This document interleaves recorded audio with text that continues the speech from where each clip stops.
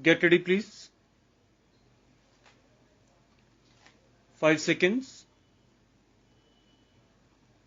Start. Mr. Deputy Speaker, sir, I am extremely grateful to the honorable members who have participated in the discussion and expressed their views on the interim budget which I presented in the House yesterday.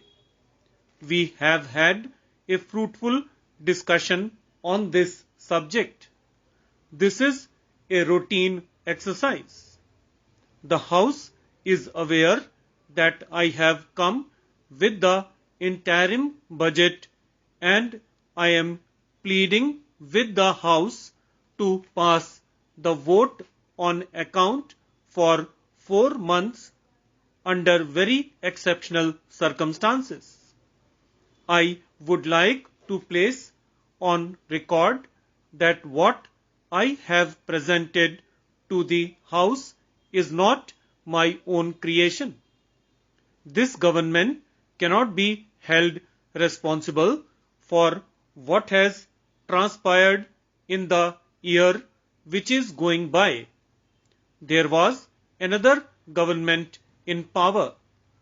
Most of us on this side of the House who are sitting on the treasury benches were in the opposition then, and most of the honorable members who are sitting on the other side of the House were either in the government or were supporting the government from outside. It is that government's work that we are discussing, and the same I placed before the House yesterday. Now, sir, I have said very clearly that the revised budget estimates and the budget estimates for the next financial year do not reflect the thinking and the priorities of my government. I have said in my budget speech that it is our firm resolve to review the 5-year plan and to revise the budget estimates so that they reflect our thinking and priorities when I come before the August House with my regular budget. That will be the time for you to judge us. That will be the time for you to judge our intentions, and that will be the time for you to judge our actions. As I said, this is not my creation, but in a parliamentary system, we are often faced with a situation where the existing government has to carry on with the legacy which has been left behind by the previous government. My next point is we have talked about in our national agenda for governance that we believe in having a consensus. A point has been made in this House by one of the honorable members that we should have the same kind of consensus in regard to economic policies that we have developed over a period of time in our foreign affairs and defense policies. I have no reason why this House cannot evolve that consensus. I am pleading strongly that we must evolve that consensus so that the economic policy, which has become a major tool for the progress of this country, is not subject to the vagaries of the situation. We must have a consensus, and I think we are very close to it. Sir, we were criticized by many people that we did not follow the path followed by East European countries. We were criticized in this house, we were criticized in this country that we did not follow the path followed by those countries. There was a thinking at that point of time that it was the best model of development. That model of development has collapsed. Then we were told that the countries of South Asia were the best models of development and India should follow those models of development. Now they too have collapsed today. They are going round the world with begging bowl.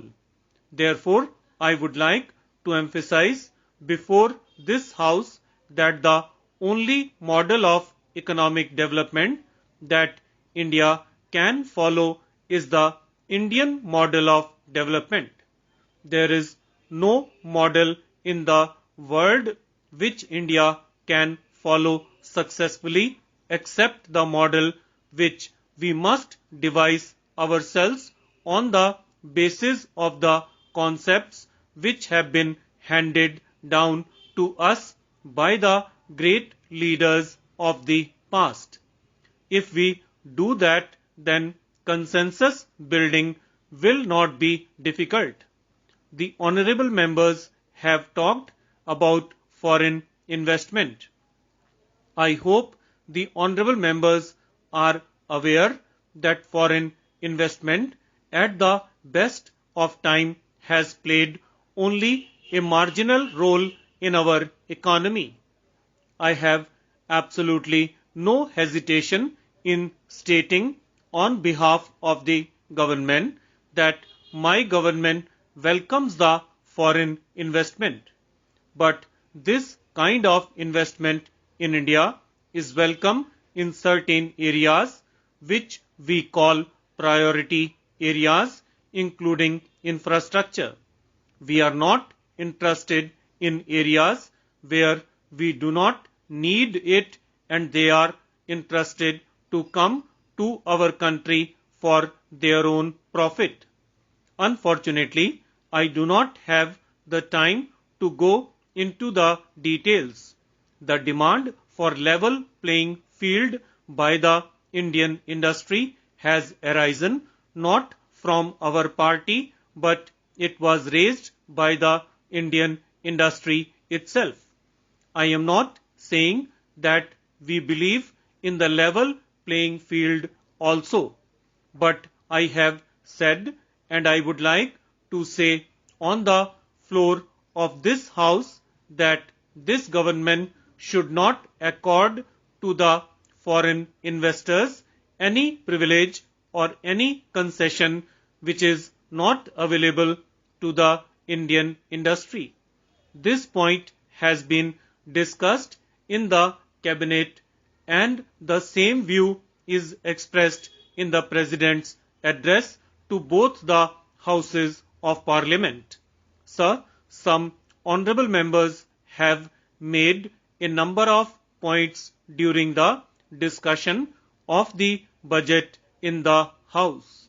I do not have time to go into all of them.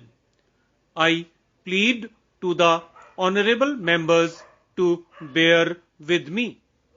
I have not taken all the points which have been made and I will be able to clear the position of my government on those points when I will present the budget of my government in the next session.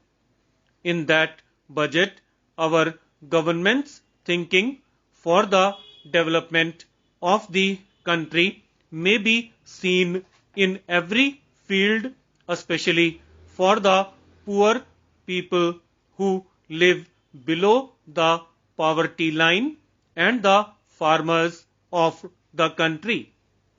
Sir, with these few words, I conclude my speech and request the Honorable members of this House to pass this interim budget. At last, I thank you for giving me an opportunity to speak.